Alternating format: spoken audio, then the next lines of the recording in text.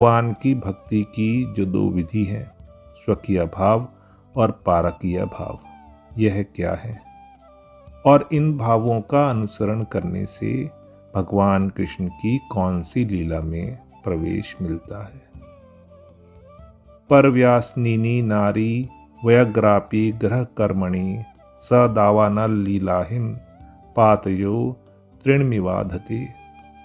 जिस स्त्री का प्रेम रोग व्यसन पराये पुरुष में है, वह घर के सारे कामों में कितनी ही व्यस्त क्यों न हो, उसके हृदय में अपने पति के लिए तनिक भी प्रेम नहीं रहता।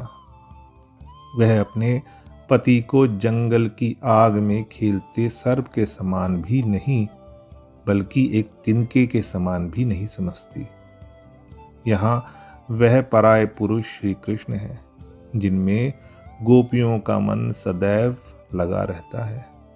बाहर से वह ग्रह के सारे काम करती हुई सामान्य सी दिखती हैं, परंतु उनके मन का एक कोना सदैव अपने प्रियतम के प्रेम और चिंतन में मग्न रहता है, जो उनको परमानंद परम सुख देता है।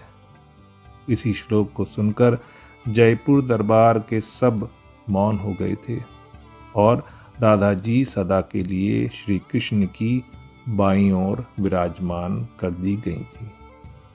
भगवान पिता भी हैं, पति भी हैं, सखा भी हैं, स्वामी भी हैं।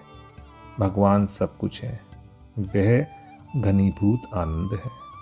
भगवान को स्वामी के रूप में पा लिया या सखा पुत्र पिता के रूप में पा लिया तो कोई बहुत बड़ी प्राप्ति नहीं है, परंतु भगवान को अपने पति के रूप में या प्रेमी के रूप में प्राप्त करना, यह परमानंद है, परम प्राप्ति है और वह रस है माधुर्य रस। श्री कृष्ण की मधुर लीला में माधुर्य रस के दो प्रधान विभाग हैं, स्वकीय और पारकीय। श्री रूप गोस्वामी प्रणीत भक्ति रसामृत सिंधु उत्तर विभाग अध्याय 10 श्लोक संख्या 100 और 101 में स्पष्ट उक्ति है, स्वकीया पारकीया चेति माधुर्ये विदहा मतः त्वत्र स्वकीया रुक्मणीयाधा द्वारकायां यः पत्न्यः पारकीया तु व्रजदेवयो यासाम कृष्णे पर स्त्री भावना।